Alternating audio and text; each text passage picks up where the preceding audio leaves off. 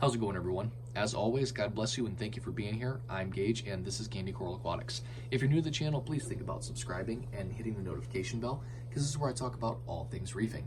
More importantly though, this is where I share the information that I have learned by testing and experimenting on my own tank so that way you guys don't have to try to help you guys become better hobbyists in the hobby we call reefing.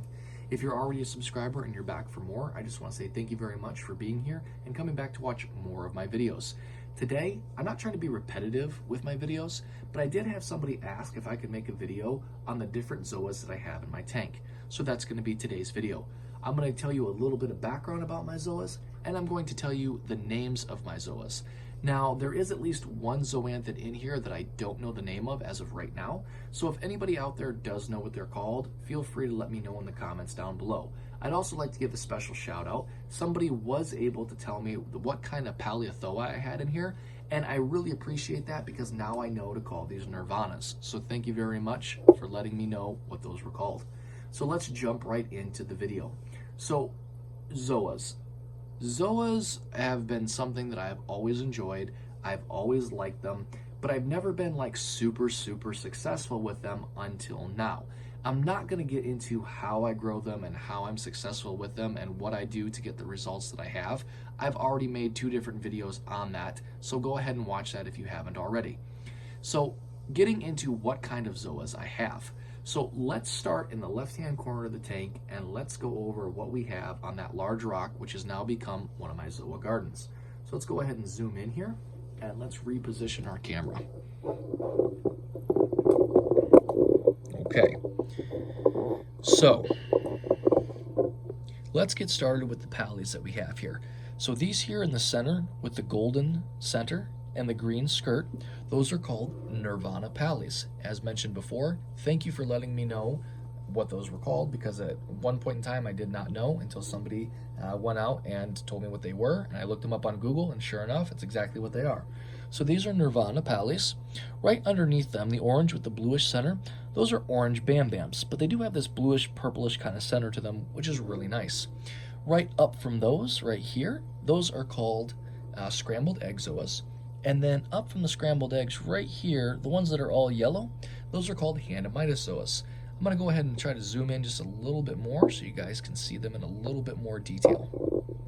There's the Nirvanas, the scrambled eggs, the orange Bam Bams, and the Handamytis. Zooming back out.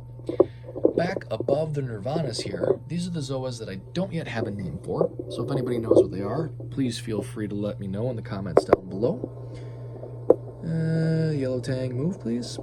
Okay, these are a bright blue with an orange center. Let me see if I can get this to focus a little bit better. Here's a couple over here you can see. I really need to get in here and frag some of these Nirvanas back because they're really overgrowing the rest of the zoas that are in here. But these are a very bright blue zoa with an orange center. Very pretty zoas. Moving around the side here, again being covered up by the Nirvanas. Another reason why I need to frag them. These are Fruit Loop zoas. And these are some of my favorite zoas that I have in the tank. These are my Rastas. Absolutely gorgeous zoanthids. Let me try to get around the side here. Maybe you can see them better over here. Oh, there they are. Look how pretty those are. So those are Fruit Loop zoas. Gorgeous zoanthids. So yeah, and then you can actually see the blue ones a little bit better too. So yeah, I need to get in here and frag these Nirvanas back because they're covering up everything else. All right, now going to the right-hand side of the tank. So if you guys remember from some of my previous videos, this right here was that rock cave structure that I had in the center of the tank before I added this giant rock that I'm putting my acros on. So let's start in the bottom right-hand corner. Let's zoom back in. All right, let's try to get a little closer if we can. All right, those are called Rastas. And I have to admit, they're probably still some of, if not my favorite zoanthid in this hobby. When I first started this hobby, probably about 7 years ago or so, I remember these things were going for $20 a polyp. So I know that's not all the money in the world, but when you're first starting out and you're in college and you don't have a ton of money to throw into this hobby, $20 for one little Rasta that you weren't sure was going to make it or not, that's a lot of money. Now, yeah, there's a lot more expensive ones out there, but I think that these guys are absolutely gorgeous. If you've ever seen a Willy Wonka gobstopper, you know, where they like cut them in half and it's all different colors, that's what these look like. So it's like a lime green and then going into like a orange, a green, a red. It's just yellow. They got some yellow in them. They're just gorgeous, absolutely gorgeous. So those are Rastazoas. Moving up from the Rastas, let's see if we can zoom in and kind of clarify this a little bit better. All right, these here are LA Lakers. Next to the LA Lakers, those are called Sunny D's. Up from the Sunny D's, they don't look like much. This is one Zoa, I have to admit. The camera does not do a very good job at displaying its, you know, its color and its beauty.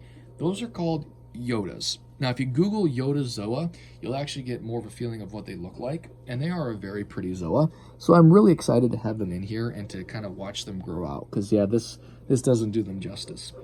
Next to the Yodas are the last zoanthid that I have in my tank currently, and these guys are kind of special. So here's a story on these. I went to an LFS. It was one of, if not the biggest one in the state, and I was buying some acros and some other things, and I'd done business with them before, so they knew who I was. So one of the gals was like, let's go in the back. I'm going to take you where we keep the nicer stuff. Okay, sounds good. So I go back there, I pick out some acros that they had, and then I saw these Zoas.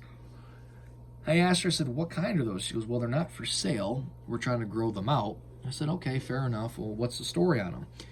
She said, well, they came in off some wild reef rock that we got straight from the ocean. We can't seem to identify them. We don't know what they're called. We've looked around and searched the web. We can't at this time find anything that resembles them. I said, okay. So after I talked to her a little bit, she finally agreed to frag me some. And she said, you go ahead and name these whatever you want to name them, because as of right now, we don't know what they are. They're a wild-caught Zoa that we can't identify. We're going to call ours Pete's Pallies, because the guy that found them, you know, on that rock, and I, you know, just, you know, peeled them off so that way they could start fragging them out, his name was Pete. So they named them Pete's Pallies. So for this channel, I'm going to be calling them CCA for Candy Coral Aquatics, CCA Sweet Tooth Zoanthids. So I think it's really neat to have something that nobody else has. Now I know once that LFS store starts growing them out and people start buying them, they're going to be, you know, just as common as anything else. But until that happens, I have something that, well, as far as I am aware, nobody else has. Now, if I'm mistaken, and if that LFS store was mistaken, and somebody out there knows what these are, please feel free to let me know, because I don't want to go around saying I have something unique if I really don't. So if anybody knows what these are actually called and can send me the name where I can look up the picture, identify it, and say with, you know, without hesitation that yes, these are that, you know, without a doubt, these are that and not what I'm calling them, then that's great. But until that happens, I'm calling these CCA Sweet Tooth Zoas.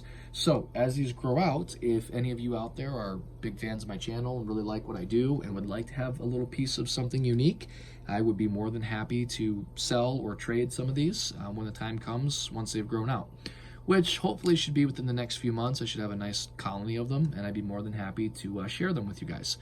So that's going to do it for the Zoas that I have in the tank. As far as everything else going on with the tank, everything's doing pretty good. Stuff's starting to get a little crowded in here. I got a lot of different coral. I actually have too many rock flower anemones, but that's besides the point. It's not the ultras that are the problem. It's the teal and green ones over on the left-hand side of the tank where the firefish is. They're spreading so fast. Like, I've actually had to kill some of them. It's sad as it is. That's what I've had to do because they're spreading all over my rocks. So anyway, everything else is doing okay. My acros are doing really well. I'll show you guys those just real quick. It's not really what this video is about, but you can see them up there. They're growing fine. I'll zoom in a little bit. See if maybe we can, there we go. So there's the acros. You can see that there's a green slimer up top with the red planet next to it. So that's all doing really well. No problems there. There's one thing. It's like practice what you preach, and I'm not very good at that. I need to do a way better job at testing and dosing my alkalinity and my calcium, and that's actually what I want to talk about in my next video is alkalinity, because alkalinity I think is really misunderstood, and it's probably the biggest thing that we need to be dosing and keeping an eye on in our system. So I'm going to make a video on alkalinity here shortly. But anyways, I don't want to blab too much. It's been 10 minutes as it is. So that's been my zoanthids. Thank you very much for watching. And those of you that I have responded to, I just want to say thank you very much for commenting. I love reading and responding to your guys' comments. I really do. And I've been receiving a lot of attention lately on YouTube, and I love it. It's great, so I appreciate it. Thanks, everybody, for helping me hit that 500 subscriber goal. Let's try to hit 1,000 as fast as possible. And those of you that I have responded to, I think you would agree that I'm very quick at responding. It's usually between 15 minutes and 24 hours that I'll respond to somebody.